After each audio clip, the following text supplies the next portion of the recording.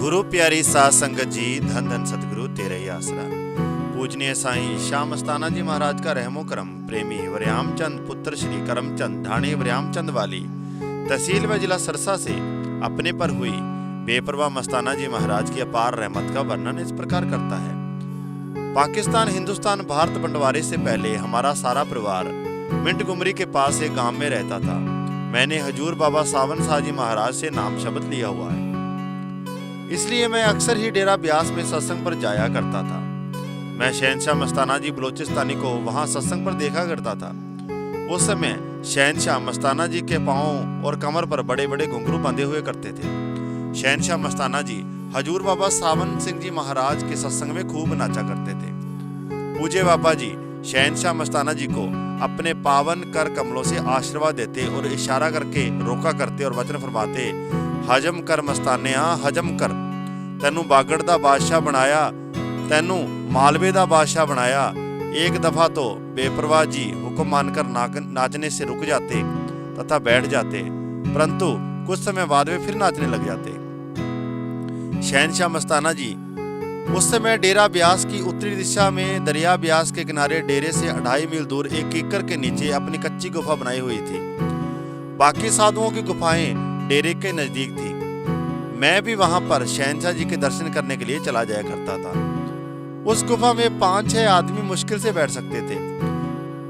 जो आदमी भी मैंने शहनशाह जी के पास बैठे देखे, उनसे वहां पर मैंने केवल मालिक सतगुरु की बातें ही सुनी। शहनशाह जी सत्संग के प्रोग्राम की समाप्ति के तुरंत बाद अपनी गुफा में पहुंच जाया करते, जिसके बाद मुझे पता चला कि हजूर बाबा सावन सिंह जी महाराज ने बेपरवाह मस्ताना जी को रूहानी ताकत देकर सरसा भेज दिया है। उसी समय के दौरान हमें भी इधर हिसार जिले में जमीन अलॉट हो गई। पहले हमें डब्बू वाली गांव, फिर सरसा के नजदीक हिसार रोड पर जमीन अलॉट हो गई, जहां पर हम ढाणी वरियाम चंद में रहते हैं। यह इलाका पहले हिसार जिले में पड़ता था। हमारा सारा परिवार बेपरवाह मस्ताना जी महाराज के सत्संग में आने लगा। हमारे सारे परिवार पर बेपरवाह जी की अपार कृपा हो गई और है, जहां भी सत्संग होता हम अवश्य वहीं पहुंचते। मैं तो अक्सर डेरा सच्चा सौदा में आता जाता ही रहता था। करीब 1958 की बात है, जब तक हम तालाब का पानी पिया करते थे। हमारे परिवार ने पानी के लिए एक नलका लगाने की योजना बनाई। पहले हमने अपने घर वाले टीले पर नलका लगाने की कोशिश की, पर नलका ठीक से सेट न आया क्योंकि नीचे पत्थर आ गए। फिर हमने टीले के नीचे दोबारा लगाने की कोशिश की, नलका वहां भी सेट न आया। हमारा सारा परिवार बहुत परेशान हो गया। मेरे लड़के ने मुझसे कहा कि तू रोज सच्चा सौदा जाता है, बाबा मस्ताना जी से अर्ज कर कि हमारा नलका ठीक नहीं लगता, नलका ठीक से लग जाए। मैं अगले दिन ही शहनशाह मस्ताना जी के चरणों में अर्ज करने के लिए साइकिल पर डेरा सच्चा सौदा सिरसा पहुंच गया। यहाँ आकर मुझे पता चला कि सच्चे पातशाह जी रानिया गए हुए हैं। अगले दिन जब मैं डेरा सच्चा सौदा रानिया में पहुंचा तो उसी समय बेपरवाह मस्ताना जी महाराज गुफा से बाहर आए। मैंने शहनशाह जी के चरणों में धन धन सतगुरु तेरे ही आसरा का नारा लगाया। बेपरवाह जी ने मेरे सारे परिवार और पशुओं डंगरों की कुशलता पूछी। फिर मैंने दयालु सतगुरु जी के चरणों में अर्ज की कि साईं जी हमारा नलका ठीक से नहीं लगता। शहनशाह मस्ताना जी महाराज ने वचन फरमाया, पट पड़े नलका। सेवादारों की तरफ इशारा करके वचन फरमाया, इसे गेट पर लिखा दिखाओ। एक सेवादार मुझे डेरे के गेट की तरफ ले गया। मैंने उसे कहा कि मुझे सब पता है जो लिखा है। असल में शहनशाह जी डेरा सच्चा सौदा में सभी प्रेमियों को दुनियावी बातें करने से रोकते थे, इसलिए शहनशाह जी ने डेरे में लिखवा रखा था कि यहाँ पर केवल राम नाम की ही बात की जाए, नहीं तो डेरे से निकाली मिलेगी, यानी डेरे से बाहर निकाला जाएगा। मुझे इन बातों का सब पता था, फिर भी मेरा मन क्रोधित हो उठा।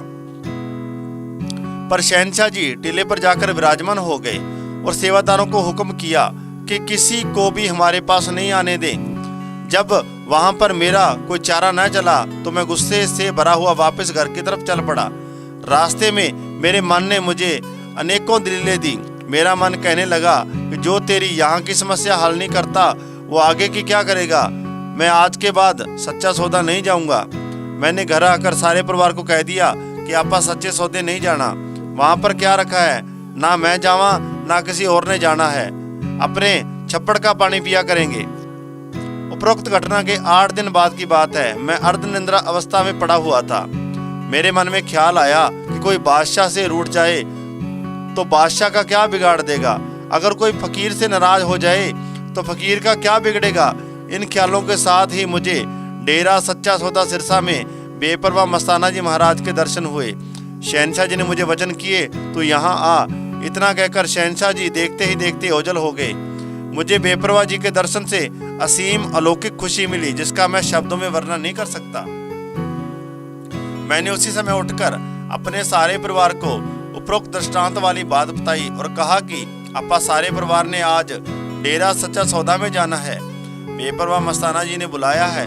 सारे परिवार में खुशी की लहर दौड़ गई। हम सभी बहुत ही खुश थे कि हमें खुद खुदा ने बुलाया है। हम सुजान कोटली रेलवे स्टेशन से रेलगाड़ी पर चढ़कर डेरा सच्चा सौदा सिरसा में पहुंच गए। उस समय डेरा सच्चा सौदा सिरसा में सच्चे पातशाह जी सत्संग फरमा रहे थे। जब मैं सत्संग के पीछे जाकर खड़ा हुआ तो शहनशाह जी की दया दृष्टि मेरे पर पड़ गई। सच्चे पातशाह जी ने फरमाया, आगे आने दो, चौधरी को रास्ता दो। सेवादार मुझे आगे शहनशाह जी के बिल्कुल पास ले गए। दयालु दत्तार जी ने मेरे से पूछा, सुना भाई क्या हाल है नलके का। मैंने कहा, साईं जी नलके की नालियां उखाड़कर दीवारों के साथ लगा दी है। नलका टीले के नीचे लगाते ही एक पाइप ज्यादा लगती है, ऊपर लगाते तो कम लगती है। नलका ठीक नहीं लगता। बेपरवाह जी ने उसी समय मुलोट के सेवादार मिस्त्री को अपने पास बुलाया, हुक्म फरमाया, डेरे का सामान ले जाकर चौधरी का नलका लगाकर आ और टीले पर लगाओ। हमने शहनशाह जी के वचनानुसार नलका लगाया, जो अभी तक चलता रहा। पानी बहुत मीठा था, जो अब तक आसपास के सभी डानियों वाले भी पीते रहे। हमारे सारे परिवार पर बेपरवाह मस्ताना जी महाराज, परम पूजनीय परम पिता शास्त्रनाम जी महाराज और परम पूजनीय हजूर महाराज जी की अपार दया मेहर है। हमारा सारा परिवार मालिक का शुक्राना करता है। मेरी परम पूजनीय हजूर महाराज जी के चरणों में अर्ज है कि हमारे सारे परिवार को अपने चरणों से लगाए रखना। आपको हमारी वीडियो कैसे लगी कमेंट करके जरूर बताओ। इस वीडियो को ज़्यादा से ज़्यादा शेयर करो। धन धन सतगुरु तेरा ही आसरा।